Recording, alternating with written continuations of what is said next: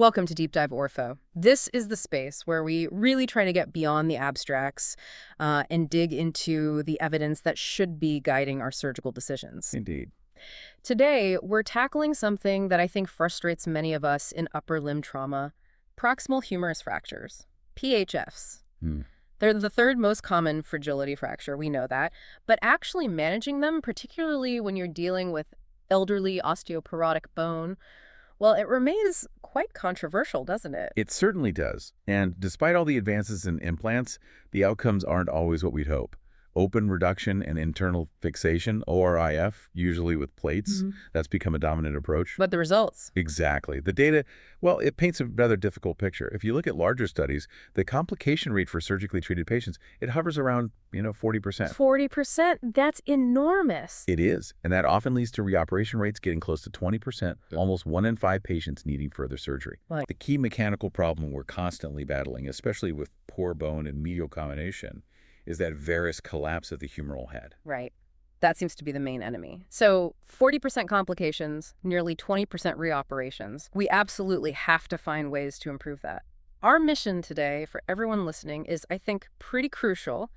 We need to sift through all the biomechanical studies, all that lab data, and really understand which fixation methods, which specific techniques, maybe which augmentations truly give us the stability we need to let biology do its work without the mechanics letting us down. We really need to move past just our personal preferences or what we were taught and use the actual science, the biomechanics, to drive what we do in theater. Okay. So we'll be looking at the technical evidence around different plate systems, locking versus non-locking, maybe intramedullary nails, and crucially, what the evidence says about what happens when things do go wrong, when primary fixation fails. And we're looking at salvage options like arthroplasty. And I'm delighted we have you here to guide us through this quite complex area. Let's start right at the beginning then. The biomechanical testing itself. When you read these papers, it often feels like comparing apples and oranges because the test setups, the protocols, they seem to vary so much. What's the fundamental problem in getting a standard, clinically relevant test for these fractures? Well, the absolute core difficulty is mimicking what actually happens inside the patient's shoulder, the in vivo situation, in a lab setting that you can actually reproduce reliably. The shoulder isn't simple. It's incredibly dynamic. You've got muscles pulling in multiple directions, complex movements. So when you survey the literature, the variation is huge. In what ways? Well, how they define failure in the tests, the specific loads they apply, is it a simple push, a twist, a bend? Also what they use for bone, is it real cadaveric bone, which varies, or synthetic bone? And then the parameters they measure to judge performance. They're rarely identical from one study to the next. So any review trying to synthesize this, well, it has to start by reviewing the protocols themselves. Before it can even compare the implants. Precisely. You have to understand how they tested before you can interpret what they found. The ultimate aim, of course, is to guide us clinicians in choosing the right plate or technique, and also to help design better studies in the future. Okay, so if standardization is such a challenge, how do we even begin to make sense of the data? How do we group these different testing methods? We essentially have to categorize them. Yeah. And the vast majority of studies, our reviews suggested something like 51 out of 62 biomechanical analyses we looked at use what we'd call humerus-only testing. Humerus only, Right. meaning mechanically quite basic. Yes, relatively simple. They usually involve straightforward, often unidirectional loading. So things like simple axial compression or tension, just pushing or pulling along the bone's axis, that's LT1, or pure torsion, just twisting it, LT2, or bending, LT3, or maybe combining bending and axial load, LT4. But in these setups, the loads are applied directly to the bone, usually clamped rigidly in a machine, often with all the soft tissue stripped away. So useful for maybe comparing one screw design to another in terms of pullout. Exactly. Good for looking at individual components or very basic construct stiffness. But they fundamentally miss the physiological complexity, the way the shoulder actually works under load. They're essentially just, well, breaking or twisting the humerus in a controlled way. But that's not how failures typically happen clinically, is it? It's usually during movement with muscle forces involved. Absolutely. Which brings us to the much smaller, but I think critically important group of studies, maybe around 11 or so, that attempt humerus tendon testing. Okay, that sounds more like it. It's physiologically far more complex. These studies use cadaveric shoulders, sometimes synthetic models, and they actually attach cables or actuators to simulate the pull of key muscles, the supraspinatus, subscapularis, infraspinatus, and so on. And they try to replicate actual movements? Yes, they attempt to mimic things like controlled abduction, maybe internal or external rotation against some simulated resistance. Gosh, that must be incredibly difficult to set up accurately. Oh, it is. It requires really sophisticated kit. Right. Things like the robot-assisted shoulder simulator, the RES system you sometimes read about, or very precise hydraulic systems to control the forces and timings. But the payoff is much better accuracy. A clear advantage in physiological accuracy, yes. Yeah. Think about abduction. The supraspinatus pulls inwards, helping center the head, while the deltoid provides the main upward force. A simple axial load test just can't replicate that complex interplay of forces that, in vivo, helps prevent the head from just shearing off superiorly. Right. So if we really want to validate a fixation method for clinical use, we need testing that reflects this more complex, multi-vector loading scenario. That distinction is vital context, the simple smash test versus the dynamic robot test. Now let's talk about the numbers they generate. How do we measure and interpret stability from these tests? You mentioned primary and secondary stability. Yes, and it's crucial we look at both because focusing only on one can be quite misleading. First, there's primary stability. This is what happens in the initial elastic phase of loading. So how stiff it feels straight away. Pretty much. It's typically measured by elastic stiffness, basically, the slope of the initial part of the load displacement graph. It tells you how much the construct deflects under a small load. It reflects how stable it might feel when the surgeon tests on the table. High stiffness sounds good. But why isn't that enough to predict if it will last? Because it doesn't tell you anything about fatigue resistance. Clinically, fixations don't usually fail with one big overload event. They fail gradually, over hundreds or thousands of cycles of everyday loading, lifting your arm, reaching for things. Ah, okay. A construct could be very stiff initially and also very brittle. It might resist a single push quite well, but if that push is repeated thousands of times, even at a lower level, micromotion can accumulate, the interfaces can degrade, and eventually the construct deforms permanently or breaks. It undergoes plastic deformation. And that's where secondary stability comes in, predicting the long term. Precisely. Secondary stability is all about the long-term behavior, often assessed through destructive tests. Typically, this involves cyclic loading, applying a repetitive load meant to simulate daily activities over time. And what are the key things to measure there? The crucial parameters are: how many cycles does the construct survive before it fails, according to some defined criteria? That's the fatigue life. Also, how much permanent plastic deformation occurs after a set number of cycles. That indicates loosening and potential collapse. And we often track how the stiffness changes over time. If a construct loses, say, 50% of its initial stiffness after 5,000 cycles, that's a pretty strong indicator it's likely to fail clinically. I've noticed newer studies seem to be using more advanced ways to track movement, things like 3D motion analysis or digital image correlation. Why is that extra detail helpful? It's incredibly valuable because it lets us see how things are failing, not just that they failed. Older methods often just measure the overall displacement of the testing machine's actuator, which tells you the whole thing moved. These advanced kinematic systems, though, they can track the precise relative movement between the different bone fragments, the head fragment versus the shaft fragment, or maybe the tuberosities. We can measure tiny translations and rotations. And what does tracking that specific interfragmentary motion tell you as a surgeon or researcher? It helps pinpoint where the instability is happening before the whole thing collapses. For instance, in a complex three-part fracture, you might see that the greater tuberosity is starting to rotate away from the head. That immediately tells you perhaps the screw purchase in the tuberosity wasn't adequate, or the tension banding effect is being lost. It highlights the weak link in the chain. This granularity is essential for refining both the implant designs and our surgical techniques. Makes sense. And finally, on metrics, you mentioned a push towards making the failure criteria in these tests more clinically meaningful. Yes, absolutely. We need to move beyond purely engineering metrics like maximum load achieved. The criteria we use in the lab to define failure should directly relate to what we recognize as failure in the clinic. Well, the neck shaft angle is critical. Anatomically, it should be around 130, 135 degrees. So biomechanical studies are now increasingly defining failure when the construct allows that angle to drop below, say, 100 degrees. Because we know clinically that degree of varus collapse is highly predictive of problems like non-union or painful malunion. Okay. Similarly, instead of just reporting total displacement, using criteria like the humeral head migrating more than 2 millimeters relative to the shaft or sinking into the joint space, these are far more instructive because they mimic clinical failure modes like subsidence or cutout. Adopting these clinically relevant criteria is key to making the lab work truly useful and comparable. That's a fantastic foundation. So understanding the tests and the metrics, stiffness, fatigue life, clinical displacement, let's now look at how the actual implants compare. Moving into segment 2, internal fixation constructs. Locking plates, especially phylosystem, seem ubiquitous now for ORF. How do they really stack up against older non-locking plates? Well, overall, the mechanical data is pretty clear. Modern locking plates generally offer superior performance.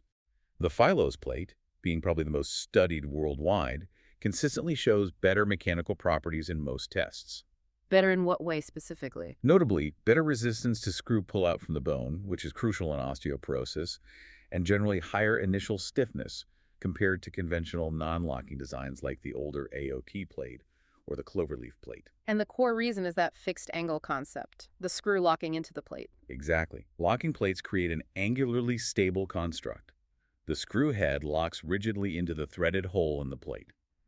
This means stability relies on the strength of that screw plate interface and the bone screw interface, rather than depending on friction generated by compressing the plate tightly against the bone surface. Which is hard to achieve and maintain in poor quality bone anyway. Precisely. And achieving perfect plate contouring is also less critical. Crucially, the way they fail is different. Non-locking plates tend to fail sequentially if the compression is lost, or one screw starts to toggle or pull out, the load shifts, and the whole construct can rapidly destabilize. Right. Locking plates, because each screw is fixed to the plate, tend to require simultaneous failure or pull-out of multiple screws for the whole thing to collapse catastrophically. This provides a sort of mechanical redundancy, which is a big advantage, especially when the bone isn't great. Yeah, you mentioned it's not always completely clear-cut. There seems to be some conflicting data when comparing locking plates to some of the robust older designs, specifically blade plates. Yes, this is where the details of the testing protocol really matter. Some studies, particularly those looking at torsional stability, simulating twisting forces like external rotation, often show locking plates perform better than blade plates. However, when you test them primarily in bending or axial compression, where the blade plate's strong, deeper profile acts like a solid girder-resisting collapse, the results could be different. Some studies have found quite similar stability in bending between locking plates and blade plates. So they held up just as well? In certain loading scenarios, yes. And there was at least one well-conducted study that reported the non-locking blade plate actually had a higher average stiffness than the locking plate they tested, although the difference didn't quite reach statistical significance in their setup. So the take-home for us might be, if the main worry is rotational control, locking plates are probably better. But if it's purely resisting varus bending, a well-inserted traditional blade plate might still be a viable option, assuming decent bone. That's a reasonable interpretation, yes. It highlights that we need to consider the likely dominant force acting on that specific fracture pattern. And again, remember that many of those comparative studies use the simpler humerus-only testing, which might not fully capture the complex in vivo forces. Understood. Now, staying with locking plates, there was a big move from the first generation monoaxial screws, like in the Phylos, to polyaxial locking screws, like in the NCB plate. The idea was that allowing the surgeon to angle the screws slightly could help avoid perforating the joint surface, a really common and problematic complication. Did the biomechanics actually back that up? Well, that's where the evidence gets a bit, shall we say, mixed. Polyaxial screws offer that theoretical advantage of flexibility. You can adjust the screw trajectory by maybe 15 or 20 degrees before you lock it, potentially aiming for better bone or dodging the articular surface. Sounds good in theory. But biomechanically, the overall performance results are not consistently superior. One study directly comparing the polyaxial NCB plate to the monoaxial Phylos found they had statistically similar overall performance under axial loading. And interestingly, that was even when the NCB plate used fewer screws, although they were slightly thicker. Wait, so similar performance even with fewer screws? That doesn't sound like a huge leap forward in overall stability. Perhaps not in overall construct stiffness in that particular test. And more pointedly, regarding the specific problem they were designed to solve, preventing screw cutout or perforation. Yes. The evidence is even less convincing there. Another study specifically simulated functional movements like 30 degrees of flexion and abduction movements likely to cause superior screw cutout. And they reported that changing from monoaxial to polyaxial screws made no significant difference to the resistance against screw perforation. That's quite striking. So what does that suggest? Is it that the lab testing isn't sensitive enough, or is the fundamental mechanical problem that varus collapse force just too strong for slight screw angulation to overcome? I suspect it's more the latter. In the typical elderly patient failure scenario, the overwhelming force is varus collapse due to inadequate medial support. This puts immense stress on those superior and supramedial screws. Unless the polyaxial screw allows the surgeon to capture a much better piece of bone, or maybe engage a specific calcar fragment they couldn't otherwise reach, the benefit seems minimal. If the whole medial side gives way, simply angling the screws within the remaining head fragment isn't going to save the construct. It suggests that surgical flexibility isn't necessarily a substitute for fundamental mechanical support. A very important point. Technical tweaks versus addressing the core problem. Okay, let's pivot now from plates sitting purely on the lateral side, the LLPs, to fixation methods that provide more axial support, thinking about intramedullary nails, IMNs, and some hybrid ideas. We know lateral plates often struggle when that medial column is unstable. Yes, that's an inherent limitation. A lateral plate acts mostly as a tension band on the side of the bone. It's not ideally positioned to resist the strong compressive forces that lead to varus collapse, especially with medial combination. That's why we see those characteristic failures, the head tilts into varus, and the screws penetrate the articular surface. And IMNs are different how? Intramedullary nails running down the center of the bone canal provide axial fixation. They are structurally better positioned to transmit vertical forces down the shaft and maintain that crucial neck shaft angle. They act more like an internal strut or column. Which leads us nicely to a really interesting concept trying to combine the best of both worlds. The IEAF, or intra and extramedullary assembly fixation, a hybrid system. Exactly. It's a clever design principle. The IEAF essentially combines an intramedullary component, a strut that sits within the canal to handle those axial compressive loads, with an extramedullary plate component on the outside, which provides rotational control and buttressing. And it was tested in a particularly challenging scenario. Yes. Specifically designed for and tested in a difficult model, a three-part fracture created in elderly osteoporotic cadaveric humeri. And crucially, they often included a simulated 10 mm bone defect medially to represent severe comminution or bone loss, mimicking the worst-case clinical scenario. Okay, let's get into the numbers because they sounded quite impressive. How did it compare mechanically in terms of initial stiffness? When they tested initial axial stiffness, simulating a load at about 25 degrees of abduction, a position known to really stress the medial side, the results were striking. The IEAF system showed significantly greater stiffness, 478.6 newtons per millimeter. And how did that compare to a standard nail or plate? Significantly better. The standard IMN in the same test came in at 371.6 millimeter, and the conventional locking plate, the LLP, really lagged behind at only 138.7 millimeter. Wow, over 3 times stiffer than the standard locking plate in that test. What's the mechanical reason for that big difference, even compared to the IMN? It seems to be the combination of true load sharing and multiplanar stability. The intramedullary strut of the IEAF acts as a proper load-sharing column, directly resisting compression across the fracture gap. But unlike a standard IMN, which might rely mainly on interlocking screws for rotational and bending stability, the IEAF's extramedullary plate component adds significant resistance to rotation and bending forces. It essentially braces the construct from the outside, while the inner strut takes the main axial hit. So it's distributing the load more effectively. Yes, and providing stability in multiple planes simultaneously. This synergistic effect seems to result in much greater overall construct rigidity and energy absorption before failure. And did this initial stiffness translate into better long-term performance under cyclic loading, better fatigue life? It absolutely did. In the fatigue testing, the IEAF constructs endured significantly more cycles before failure, a mean of nearly 28,000 cycles, 27,777, compared to the IMN group, which lasted just over 20,000 cycles, 20,339, and particularly compared to the conventional locking plate group, which failed much earlier at only around 6,300 cycles, 6,344 on average. That's a huge difference in fatigue life. It is. The conclusion from that work seems quite clear. For these really challenging fractures, severe comminution, poor bone quality fixation strategies that incorporate axial support are biomechanically superior.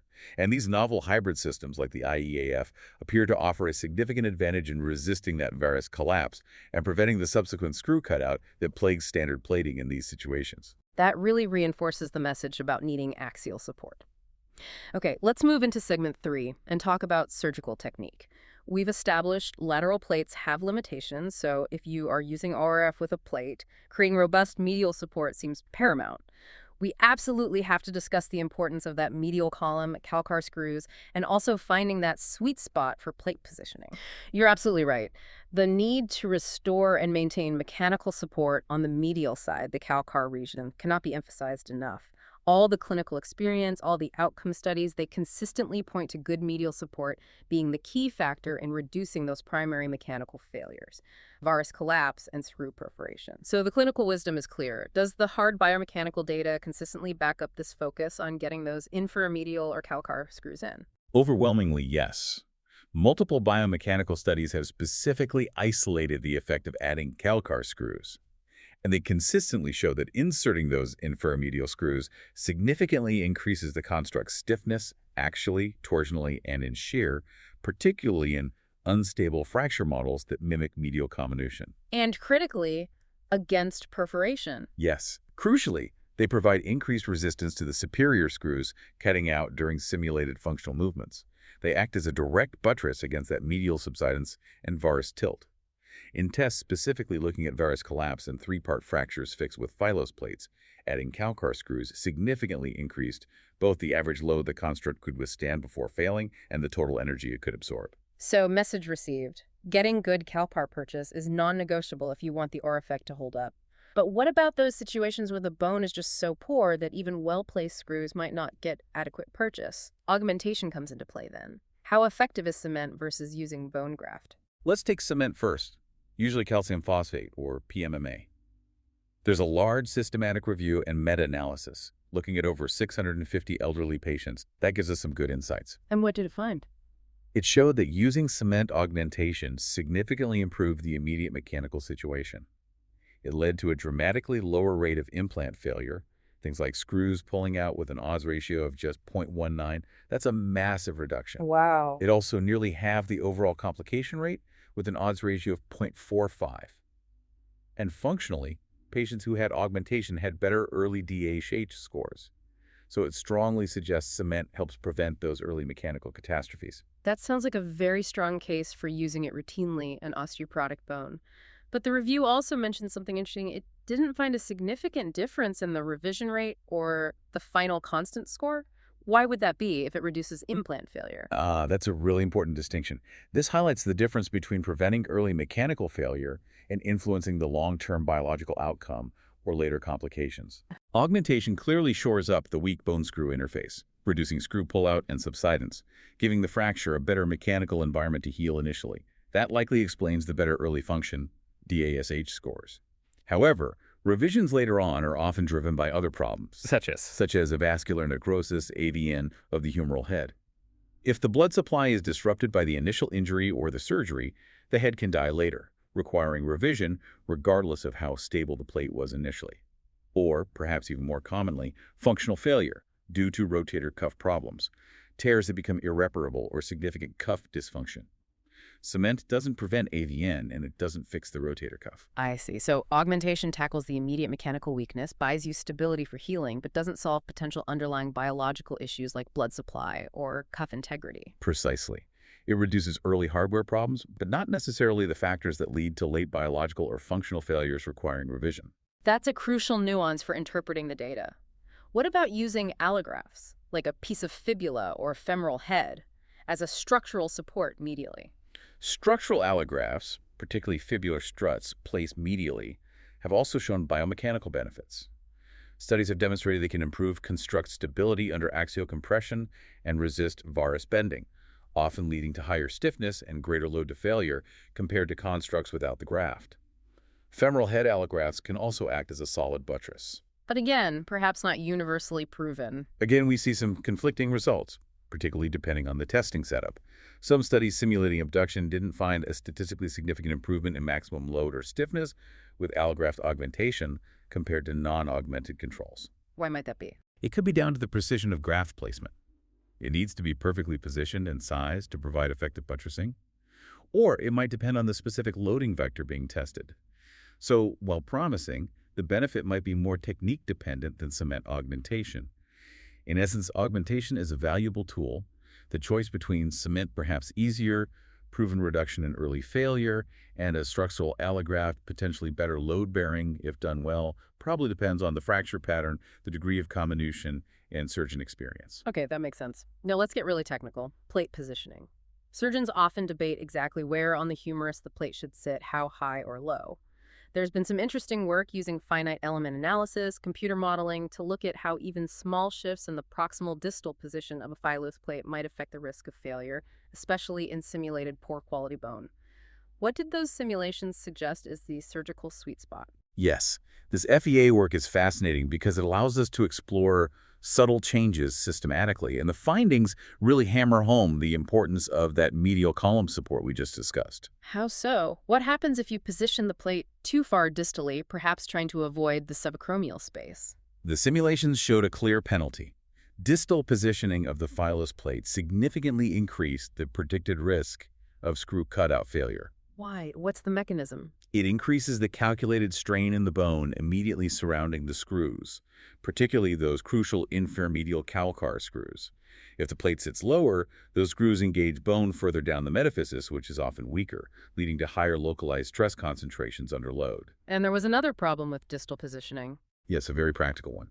Shifting the plate distally significantly increased the chance that the surgeon simply couldn't get the calcar screws into the optimal position in the inframedial head fragment, because the plate holes were just too low relative to the anatomy. In one simulation, shifting the plate just 4 millimeters distally meant that in almost 19% of cases, proper calcar screw placement was anatomically impossible. Goodness. So nearly 1 in 5 times, by trying to avoid theoretical impingement distally, you might completely miss the essential medial buttress. Exactly.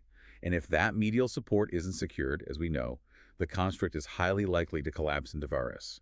The simulations confirm this.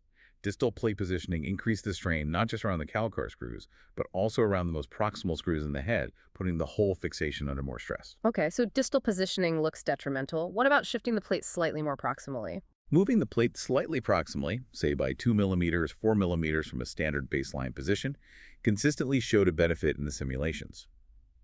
It significantly reduced the average predicted bone strain around the screws, especially in the commonly used 6-screw configuration in the head. So mechanically more stable, less risk of cutout. That's what the modeling suggests, yes. Provided, of course, that you can still achieve good purchase with those calcar screws. But this immediately brings up the worry surgeons have about subacromial impingement if the plate sits too high. How do we reconcile the mechanical benefit of going proximal with that clinical concern? This is the absolute crux of the positioning debate, isn't it? We have to weigh the risks.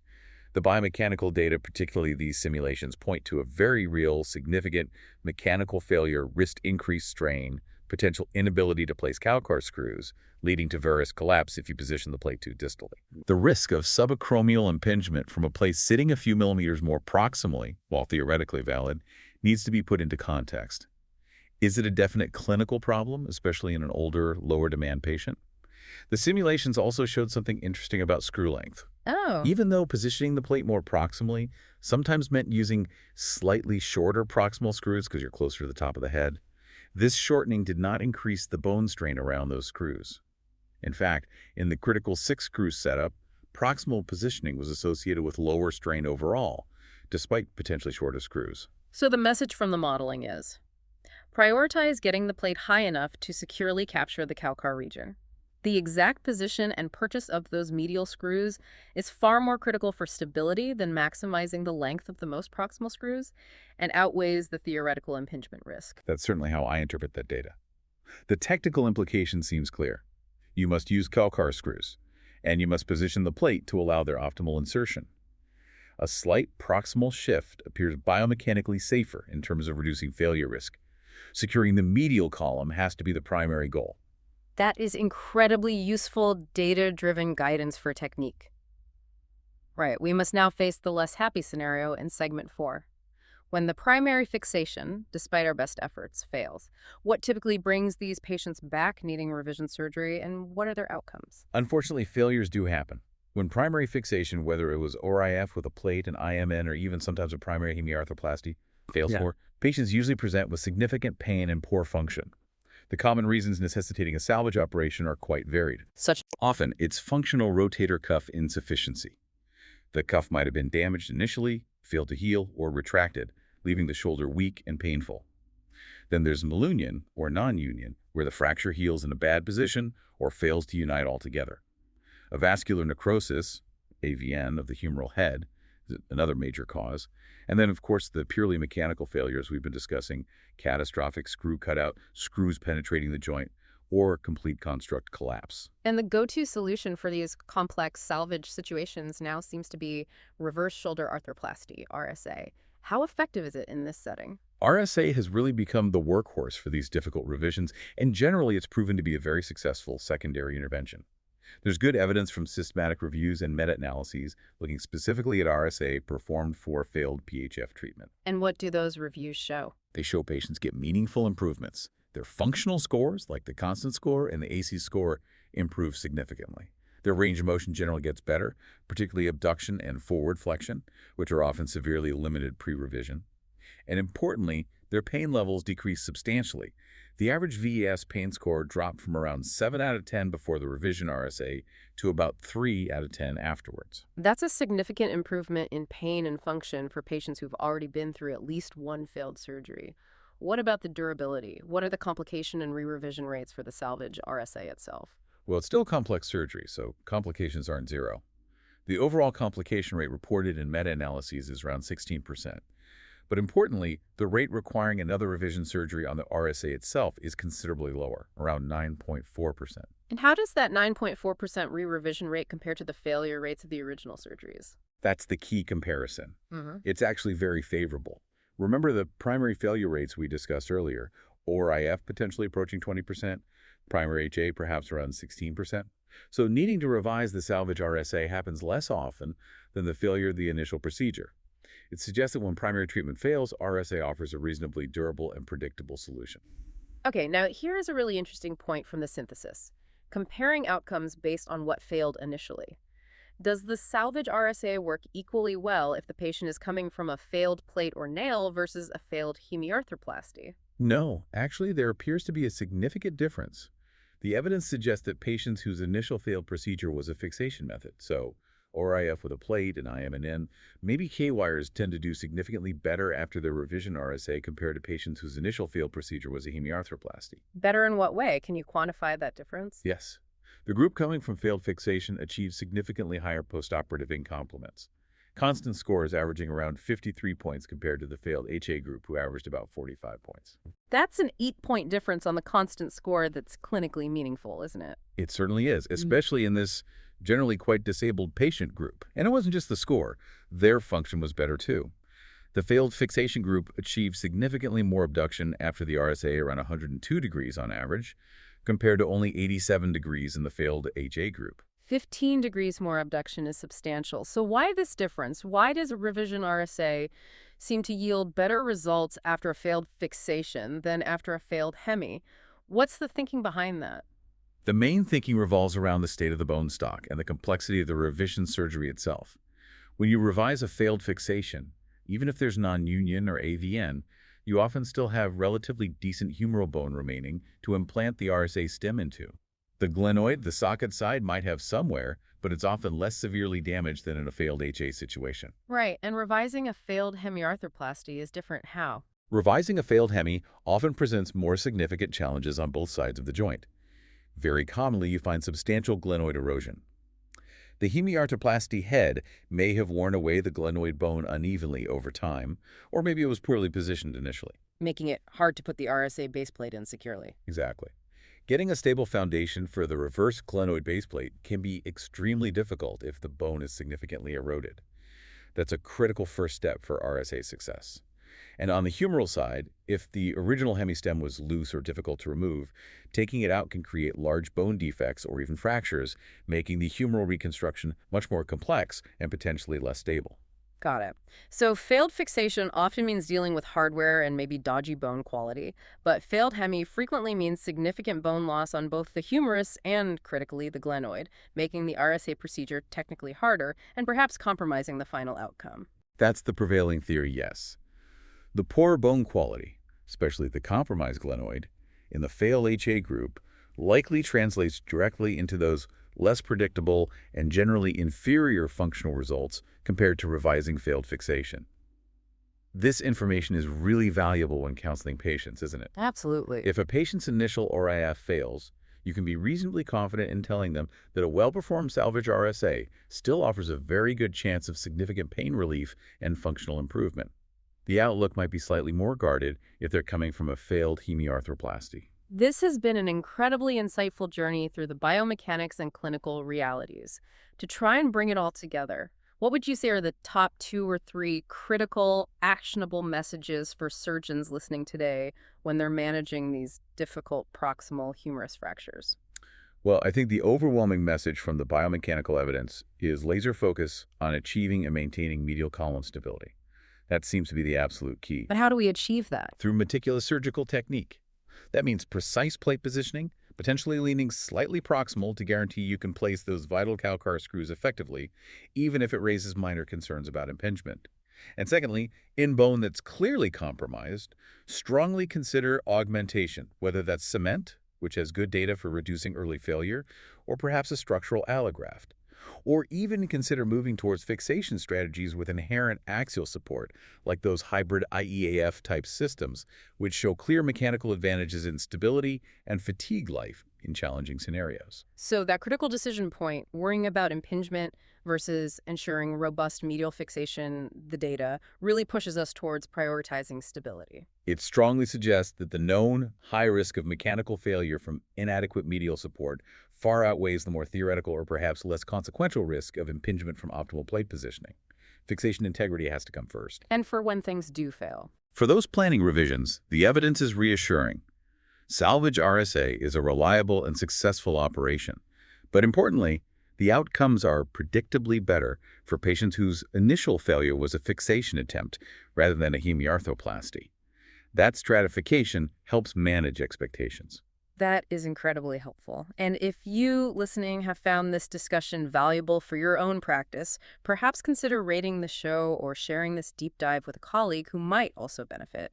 Thank you so much for breaking down this complex area so clearly. It's been a real pleasure discussing it. There's a lot to consider. Before we sign off, perhaps one final thought to leave our audience with, looking towards the future. Well, while we've spent a lot of time discussing lab data today, in vitro studies, the real holy grail, I think, remains understanding the in vivo reality better. What actually happens inside the patient?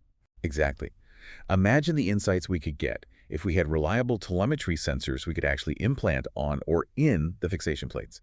Sensors measuring the actual forces, the directions, the magnitudes of load going through the construct as patients go about their daily lives, as they rehab. Real-time biomechanics. Precisely. That kind of real-world data, understanding the actual loading conditions post-fixation, is what would allow us to truly validate our lab models, drive genuinely evidence-based implant design, perhaps finally achieve better standardization in testing, and ultimately, hopefully, make a bigger dent in those complication rates we started with. A fascinating prospect. Bridging that gap between the lab bench and the patient's shoulder with real data, that really is the next frontier. It feels like it, doesn't it? We need to verify these sophisticated lab findings in the real world. Thank you again for joining us on Deep Dive Ortho. We hope this exploration helps inform your approach the next time you're faced with a challenging proximal humerus fracture. Until next time.